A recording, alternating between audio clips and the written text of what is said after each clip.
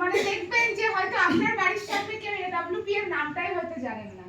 তো আপনি জানতে পেরেছেন মানে ঈশ্বর হয়তো কারোর মাধ্যমে না কারোর মাধ্যমে, কারণ সবার দিন তো সবসময় সমান যায় না, মানুষের পরিবর্তন যখন তখন হতে পারে।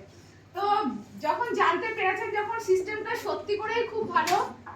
আর আরেকটা কথা আমি বলতে চাই, যেহেতু আমাদের মানে দাদা ভাইরা অনেকে এখানে উপস্থিত রয়েছেন, কারণ তাদেরকে তো সংসার চালাতে হয়, তাদেরকেও আমি একটা কথা বলতে চাই। দেখুন, সামান্য যে আমাদের যে করোনা হয়েছিল, আমি করোনা দিয়ে একটা ছোট্ট একটা এক্সাম্পলের মাধ্যমে আপনাদেরকে বোঝাতে চাইছি যে করোনার মাধ্যমে দেখুন কত মানুষ কর্মরত মানে কর্ম করা অবস্থা থেকে বিরত থাকায় এমন এমন মানুষ রয়ে গেছে যারা সুইসাইড করতে বাধ্য আছে। আমি সিরিয়াস ভাবে আপনাদেরকে কথাটা বলছি, হ্যাঁ সবাইকেই বলছি যে করোনায় এমন একটা পরিস্থিতি হয়েছে, যাদের কাছে পয়সা রয়ে গেছে বা যাদের কাছে টাকা রয়ে গেছে তারাই বাড়িতে বসে বসে হয়তো খাচ্ছিল, কিন্তু যাদের কাছে পয়সা নেই তারা কি বাইরে বেরোলে তাদের জীবনের